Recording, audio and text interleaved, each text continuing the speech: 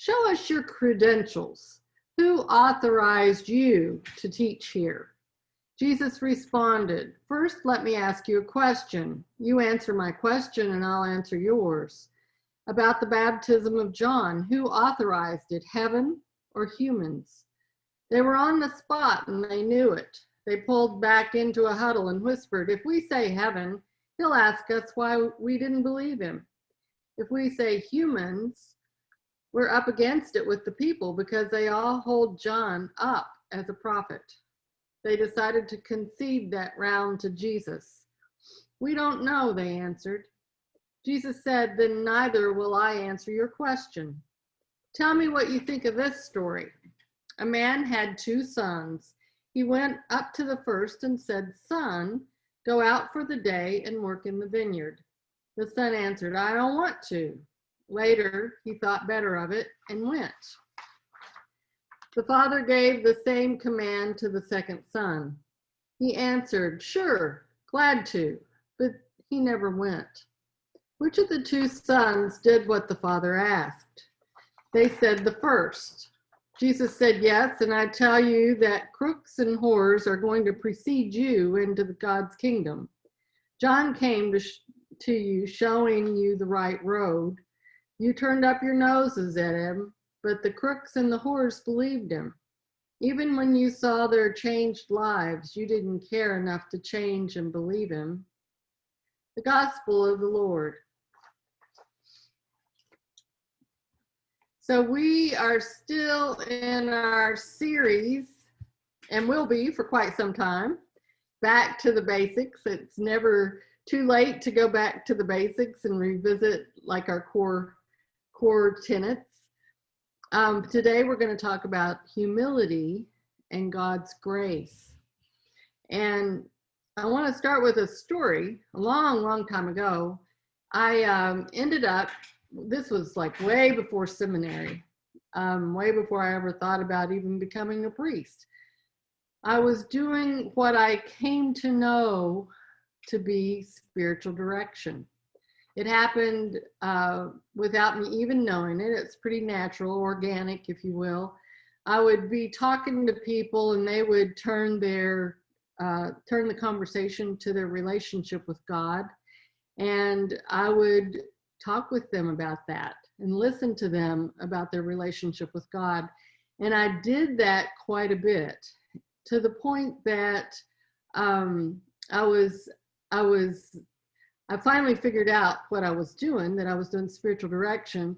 And I figured I probably needed to know a little bit more because I was just me and I didn't know what I was doing about that. And I thought maybe I better get some education. So I did. I actually studied a lot about spiritual direction.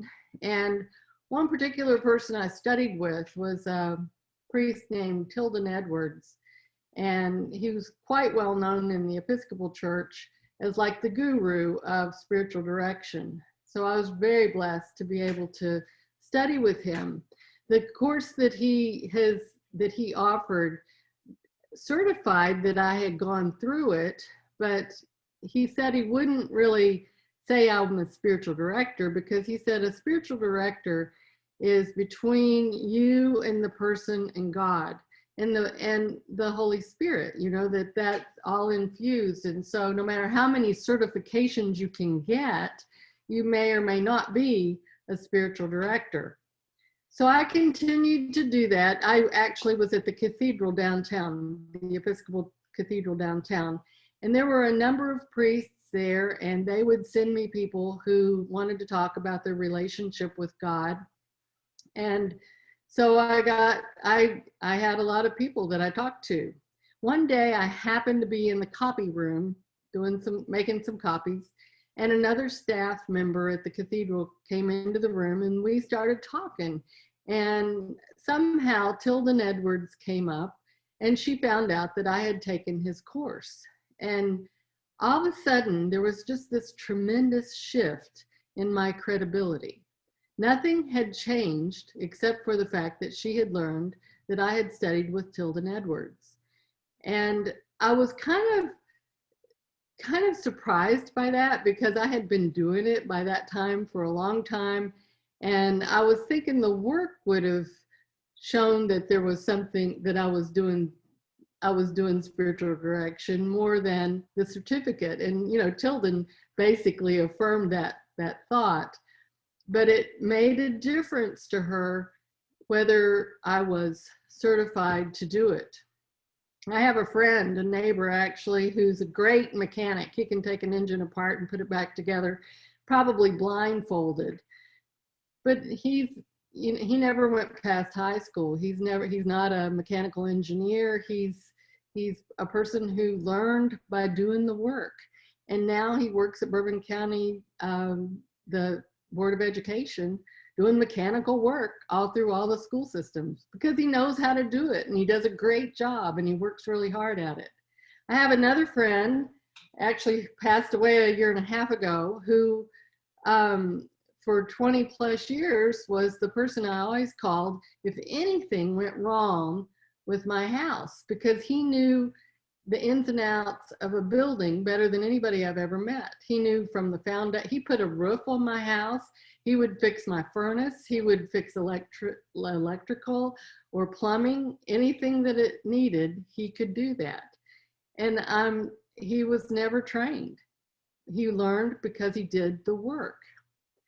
So I'm telling you those stories because I think it's really important to recognize that in this passage from the gospel, the Pharisees are asking Jesus, where do you get that authority? I mean, where's your credibility? Show us your credentials.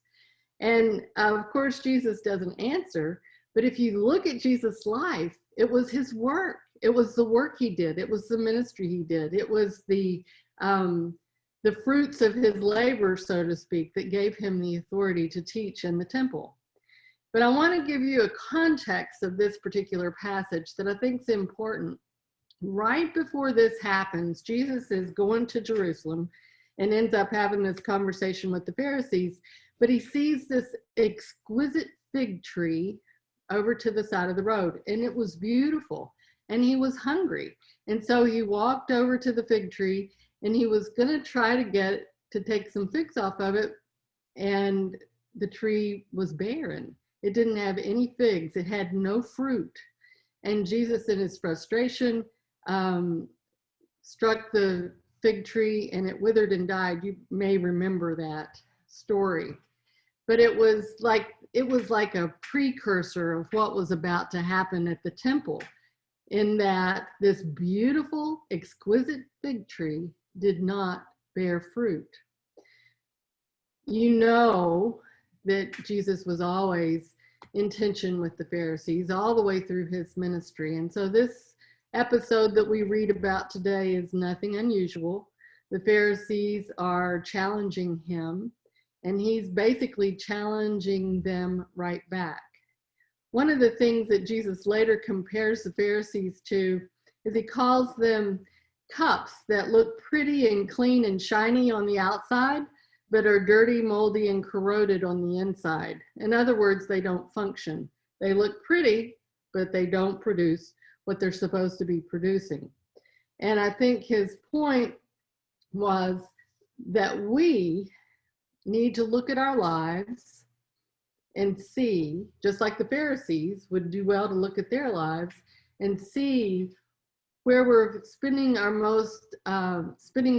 time, our energy, and our focus, and whether what we're spending our time and our energy and focus on is superficial,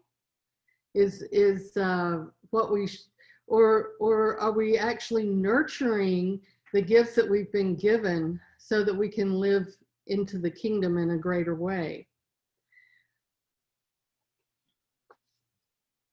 When he talks about these two sons, it's pretty memorable, because I think we've all been there where we've said we're going to do something, and then for some odd reason we don't get it done, or whether we start out and say, yep, I'll do it, or no, I'm not going to do it, and then we change our mind. So these two kids, the dad was a landowner, and he had a vineyard, and he needed some help, and he goes to the first one and he says, I really need you to work in the vineyard today. And he said, no, I've got other plans. I'm not going to do it.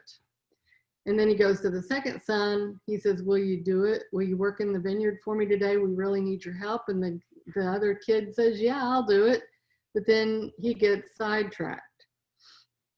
And it's really important to know that in Jesus' day, both of these things that these kids did were equally bad, because one did not tell their parents no like that. It just wasn't done. It was very shameful. It brought shame upon the parent. And so it was just as bad for the one who said no as it was for the kid that said, yes, I'll do it, and then didn't do it. And so when Jesus poses this question to the Pharisees, they're kind of stuck. And finally, they come to the fact that, yeah, the one that actually ultimately did the work is the one that is redeemed. And that's probably true, but they both came from the same point. In other words, they both came from a very human point of being, they came from a point where they had to, that the first one especially had to recognize in his humility that he did something that wasn't appropriate, and he had a big change of heart, or changed what he cared about, so that he would then ultimately do the work. And of course, the Pharisees were basically the second child, who would, they were in the temple, they had the robes, they had the power, they had those prestige, they had all those things, but they were hollow. They weren't doing the work. They were not producing the fruit, just like the fig tree, even though it looked as if they would. Their cups were shiny on the outside, but inside they were sort of corrupt. So I think the key to this passage for us is to look at ourselves in our humility, to figure out, in our humbleness, not in our pride, not in our, that we've got this going for us or that going for us, this certification or that degree, or we've done this, that, or the other, and recognize that we come from a place that is very humble before God. I mean, we serve God, and we hope for his grace. And as Alan Butterfield pointed out this morning, grace is always there, but it takes our humility to be the key that unlocks it. It means that we need to take our ego out of the equation. We need to take our ego out of the situation, and turn ourselves to be able to say, this is what I care about. I want to change my mind, like the prostitutes and like the tax collectors that followed Jesus. They said no at first, but then they had a change of heart. They had a change of what they care about. And they were able to then follow Jesus and do the work. And it's in doing the work that we become fulfilled, that we live into who we're created to be. That's what the gift is, that Jesus wants all of us to have. And Jesus does not want us to have power, prestige, and pretty clothes and all that stuff if it takes us away from being able to recognize the work that God calls us to, which will actually fulfill us. Everything we do, all those ministries that we do, they don't benefit God as much as they benefit us.